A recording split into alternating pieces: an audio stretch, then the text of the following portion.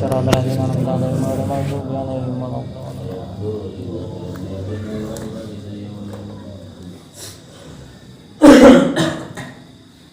Bismillahirrahmanirrahim. Ya ayyuhalladzina amanu dzkurullaha dzikran katsiran sabbihuhu bukratan wa asila. Walladzi yusalli 'alaikum wa malaikatahu bil idzni liyukhrijakum minadh dhulumati ilan nur wa kana bil mu'minina rahima. Ya ayyuhalladzina wong akeh amanu kang padha iman sapa alladzina udhkuru eling sira kabeh Allah dzikron kelawan eling kasiron kang akeh. Wasabihu lan padha nyucikno sapa sira kabeh ing Allah bukratan ing dalem wektu esuk wa asila lan ing dalem wektu sore. Wa hal kang utawi Allah iku alladzi zat yusolli kang paling rahmat alaikum ing atase sira kabeh wa malaikatihi lan ing atase para malaikat Allah. Liyukhrijakum supaya metu sapa sira kabeh liyukhrijakum krana ngetokake sapa Allah kum ing sira kabeh minadzulumati saking pira-pira kepetengan lan nuli maring cahaya. Wa kana lan ana sapa Allah bil mukminina kelawan wong-wong kang beriman iku rahiman zat kang akeh welase. Jamaah yang dirahmati Allah Subhanahu wa taala,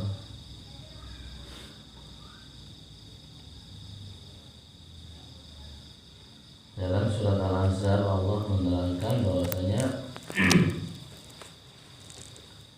Allah memerintahkan kepada kita semua untuk selalu berzikir, untuk memperbanyak zikir kepada Allah, zikir sebanyak-banyaknya pada waktu pagi dan pada waktu sore hari. Supaya apa? Liyukhrijakum minadh-dhulumati ilan nur. Karena Allah ingin mengeluarkan kita semua dari kegelapan kepada cahaya. Jadi zikir itu diperintahkan oleh Allah Subhanahu wa taala karena dengan berzikir itu Allah akan mengeluarkan manusia itu dari kegelapan menuju kepada cahaya, dari kebundrekan menuju kepada terselesaikannya kebundrekan itu, dari sumpek menuju ke lapang, dari bingung menuju kepada kebalikannya bingung apa?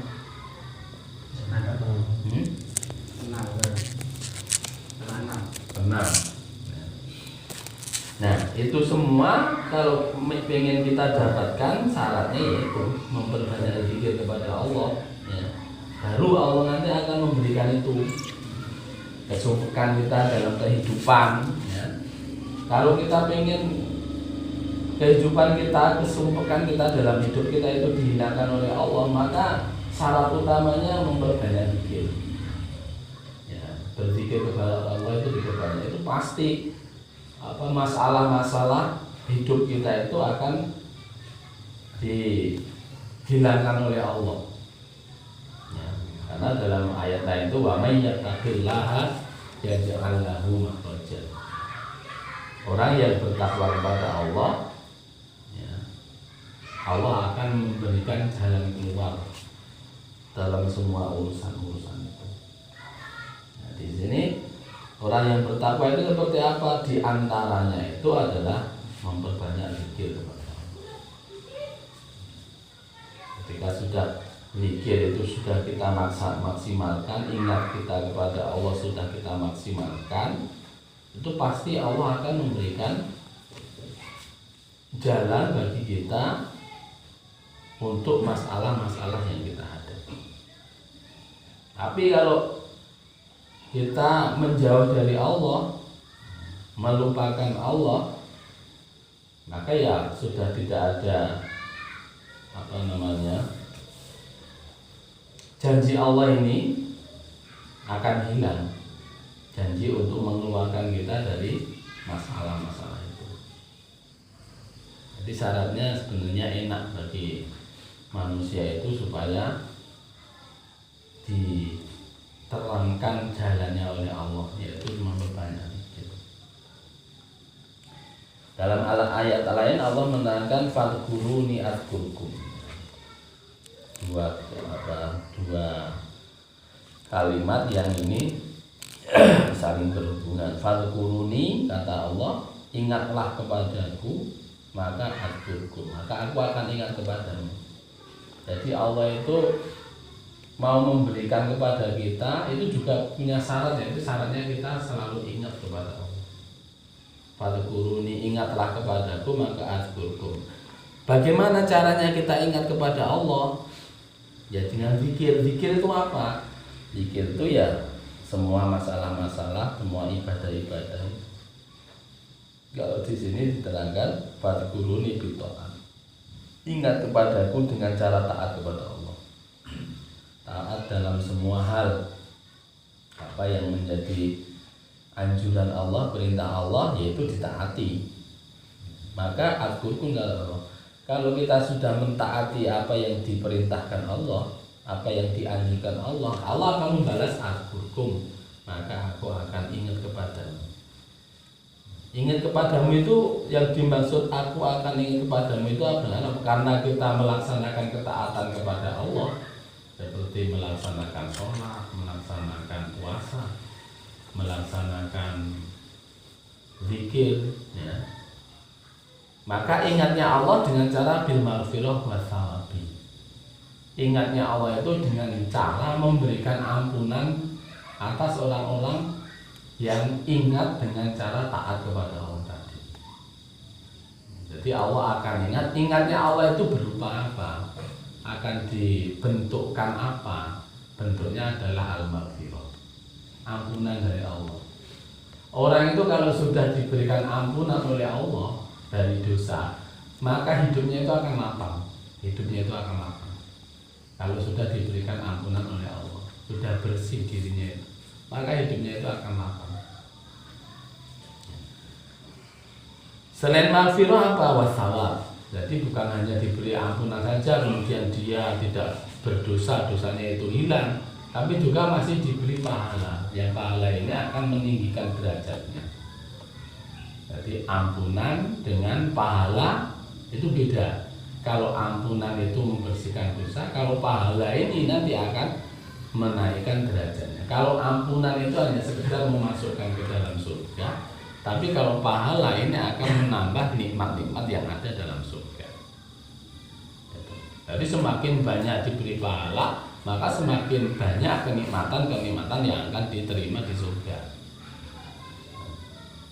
Tapi kalau cuma ampunan itu hubungannya karena kita berdosa, sehingga Allah mengampuni. Nah penyebabnya diampuni karena taat itu tadi, belum dikasih pahala. Tapi kalau sudah diampuni, kemudian setelah diampuni diberi pahala, nah ini dua hal yang sangat istimewa, dimasukkan ke dalam rahmatnya Allah, kemudian dianugerahkan dengan kenikmatan-kenikmatan dari Allah. Itu yang pertama. Atau fadhkuruni bitaubati adzkurkum, ya. Biqabuli wa maghfirati. Ingat kepadaku, ingatlah kamu kepadaku itu dengan bertobat, karena kamu sering berbuat dosa atau pernah melaksanakan perbuatan dosa besar, ya, karena taubat itu hubungannya dengan dosa-dosa yang besar.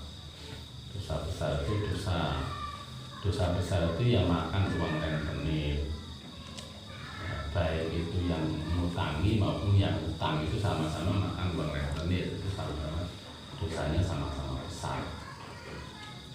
Ya, karena ya, kalau rentenir itu kalau nggak ada yang utang ya dia nggak akan jadi rentenir kan. Berarti yang utang itu memang menyetujui adanya rentenir, itu dosa atau minum khamr atau berzina. Berzina itu kan dosa besar. Zina itu ada dua macam. Ya.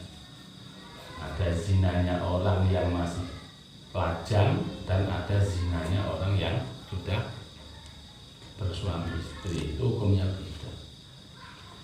Lebih ringan dosanya zinanya orang yang masih lajang. Jadi kalau orang yang masih lajang itu dosanya tidak sebesar dosa orang yang sudah bersuami istri kok zina. Dulu pernah saya terangkan. Kalau orang yang sudah bersuami istri kok zina itu hukumannya di dunia itu harus diapa? Harus dirajam. Dirajam itu dipendem, diketok nindase, diantemi waktu sampai mati. Itu hukuman di dunianya. Tapi kalau hukuman orang zina yang belum berkeluarga, belum bersuami istri, itu cukup diasingkan selama 1 tahun, sama dicambuk 40 kali. Lebih ringan yang lajang. Karena maklum yang orang lajang itu masih penasaran, masih pernah seperti apa sih rasanya, gimana dan lain sebagainya. Beda dengan orang yang sudah berkeluarga itu kan sebenarnya sudah merasakan yesko yang menunggu. Kalau pitik ya kayak menunggu, kalau sapi ya kayak menunggu, seperti doa itu loh. Tapi masih berbuat zina. Wes ngerti rasanya ngono kok isih pengen, isih penasaran kalau sing liyane seperti itu. Sehingga hukumnya diperbesar oleh Allah Subhanahu wa taala dengan cara dirajamnya. Tuh, jadi ingatlah kepadaku. Penafsirannya yang kedua adalah bertaubatlah kepadaku, maka aku akan menerima taubatmu. Terus penafsiran yang selanjutnya, fadhkuruni azkurkum, ya. Ingatlah kepadaku, penafsiran yang ketiga itu ud'uni astajib lakum. Ingatlah kepadaku dengan cara berdoa. Berdoa kepada Allah Subhanahu wa taala. Kalau punya hajat itu berdoa. Masalah dikabulkan atau tidaknya itu urusan nanti. Jadi berdoa itu sendiri itu hukumnya wajib. Ya. Masalah dikabulkan atau tidak itu terlepas dari kewajiban itu. Berdoa itu sudah satu nilai tersendiri. Nilai plusnya kalau dikabulkan. Itu nilai plusnya. Gitu. Jadi dikabulkan atau tidak dikabulkan, berdoa itu adalah ibadah. Sama seperti ibadah yang lainnya, sama seperti zikir, sama seperti sholawat, sama seperti ibadah-ibadah yang lain. Jadi doa itu adalah satu hal yang sama dengan ibadah-ibadah sunnah yang lain. Masalah diberi di ijabah atau tidak itu kalau kita menjadi tujuan, kadang-kadang kalau kita menjadi tujuan, padahal itu hanya sekedar nilai plusnya saja. Wong yang punya hak untuk mengabulkan itu kan Allah. Kita cuma disuruh ndonga njaluk masalah dinai kondisi seperti itu. Tapi kata Allah kalau kita berdoa ud'uni astajib lakum. Kalau kamu berdoa ya pasti akan aku kabulkan, pasti akan aku ijabah kata Allah seperti itu. Tapi dengan syarat-syarat bagaimana supaya doa itu diijabah. Salah satu doa yang tidak diijabah ketika makanan-makanan kita dari makanan yang bersumber dari yang halal, itu nggak akan pernah dikabulkan. Tapi doanya itu sendiri suatu ibadah. Tapi karena untuk mendapatkan pengkabulan dari Allah itu ada syaratnya, harus bersih diri kita dari hal-hal yang diharamkan oleh Allah. Maka nilai plusnya yang kita tidak dapatkan. Bukan berarti kok terus Allah menulayani janjinya Allah di dalam Al-Quran, tidak. Tapi karena syarat yang diajukan oleh Allah itu belum kita lakukan. Itu sehingga enggak diijabah oleh Allah SWT. Itu. Jadi pasti kalau memang syarat itu dilakukan pasti akan diijabah, pasti akan dikabulkan. Enggak mungkin enggak. Fadkuruni, maksudnya berdoa. Ingatlah kepadaku dengan cara berdoa, maka aku akan ingat kepadamu dengan apa? Dengan mengabulkan doa itu tadi. Terus yang selanjutnya fadkuruni fi mahdikum adzkurkum fi lahdikum. Ingatlah kepadaku kata Allah. Ingatnya di mana? Kapan? Pada waktu apa? Ya, fadkuruni maksudnya ingatlah kepadaku fi mahdikum di dunia kamu semua. Jadi ingatlah kepadaku ketika kamu masih ada di dunia. Maka adzkurkum, aku akan ingat kepadamu ketika akan filahdikum, ketika kamu sudah ada di liang lahat. Jadi kalau kamu di dunia kok ingat kepada Allah, kita di dunia kok ingat kepada Allah, maka wis pasti nanti ketika kita berada di alam barzakh, ya, berada di alam kubur, itu pasti Allah akan ingat kepada kita. Ingatnya Allah kepada kita akan memberikan rahmatnya kepada kita untuk dipermudah menghadapi masalah-masalah yang ada di alam barzakh atau alam kubur atau di liang lahat. Semuanya akan dipermudah, baik itu pertanyaan dari malaikat maupun masalah yang setiap orang akan dihadapi adalah ketika kita semua dikubur, maka setelah dikubur diratakan, ya, sebelum ditanya oleh malaikat Munkar dan Nakir, itu bumi itu akan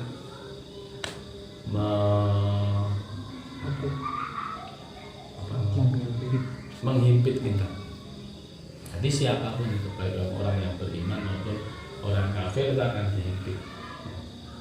Setelah kita dikuburkan, orang-orang yang bertakziah itu pulang, sebelum ditanya oleh malaikat Munkar dan Nakir, kubur itu akan menghimpit setiap orang yang masuk ke dalam liang kubur itu, baik itu orang yang beriman maupun orang yang kafir.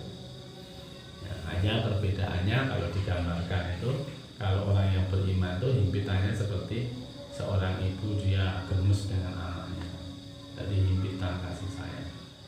Tapi kalau himpitan untuk orang-orang yang kafir, maka akan remuk seluruh tulang-tulangnya. Seperti itu. Ya. Itu Allah akan memberikan, Allah akan ingat ketika berada di liang lahat.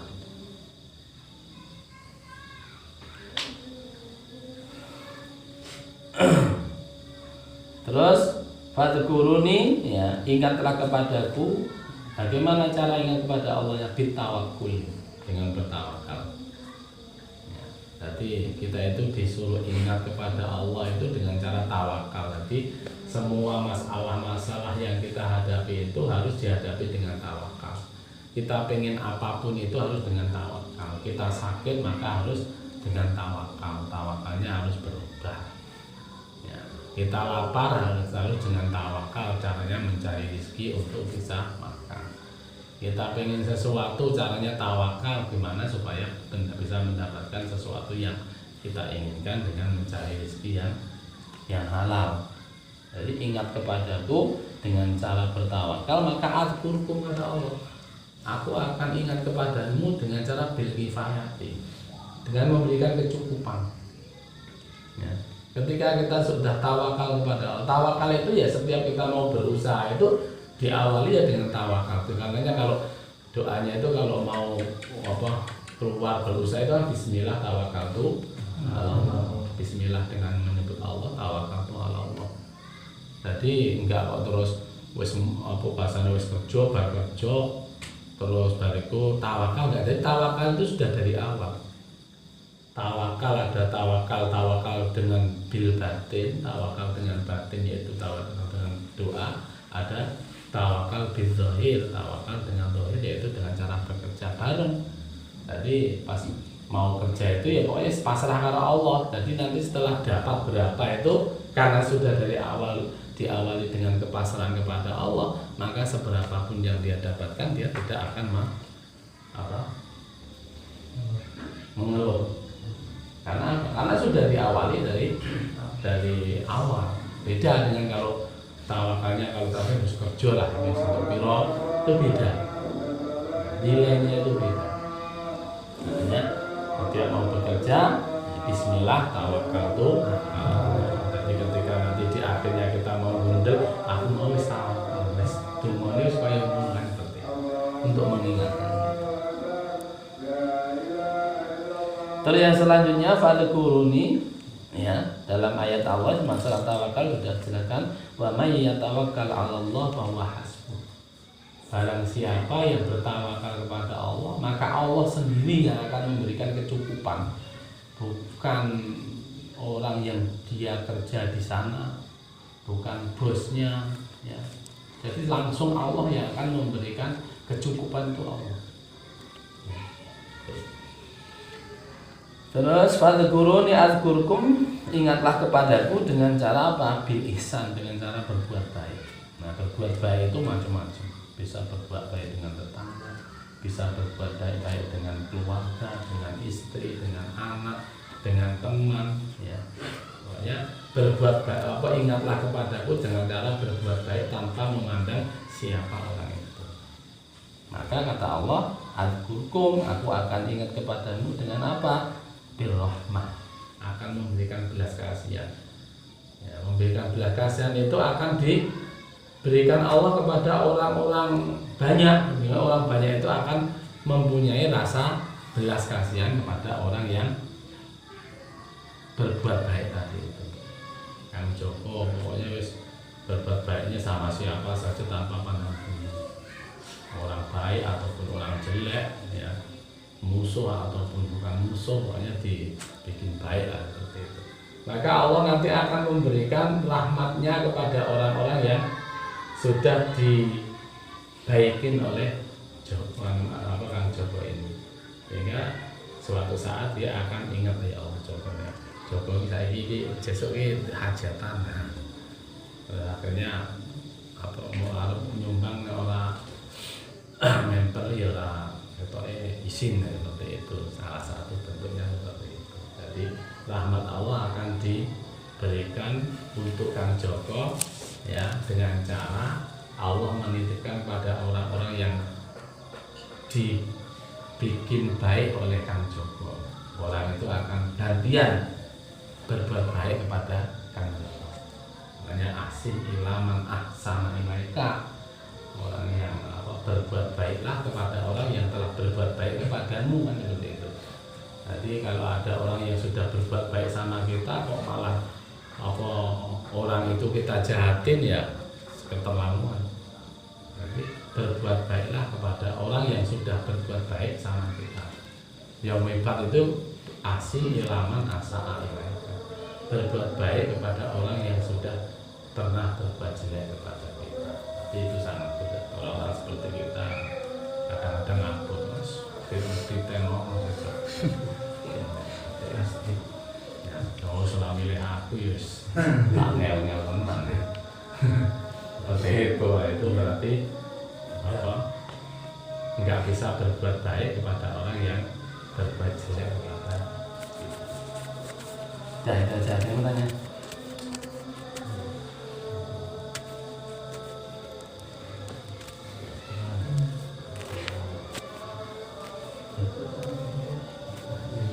Masalah doa itu, maka doa itu maksudnya harus ada, maksudnya doa itu harus misalnya harus formal apa gimana itu, kadang Formal. maksudnya berdoa tuh ya harus misalnya Allahumma sholat apa gimana, dan apa ada aturannya apa, misalnya ada doa cuman misalnya gini kok, ya Allah pengen ini delalat kabul apa itu juga doa. Oh ya Allah pengen ini, oh ya Allah masa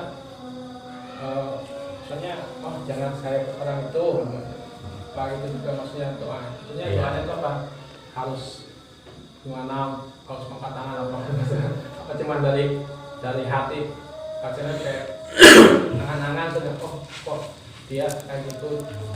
Nah, makanya jangan saya yang seperti itu apa gimana ya. Ya, jadi doa itu ya tidak semua harus diawali dengan lafaz hamdalah ataupun sholawat. Walaupun ada hadis yang mengatakan ya doa yang tidak diawali dan diakhiri dengan pujian kepada Allah dan sholawat, maka doa itu akan tertolak. Dan hadis sahih. Tapi ya hadis ini tidak untuk semua doa. Artinya kalau mau doa mau makan, Bismillahirrahmanirrahim, Allahumma sholli ala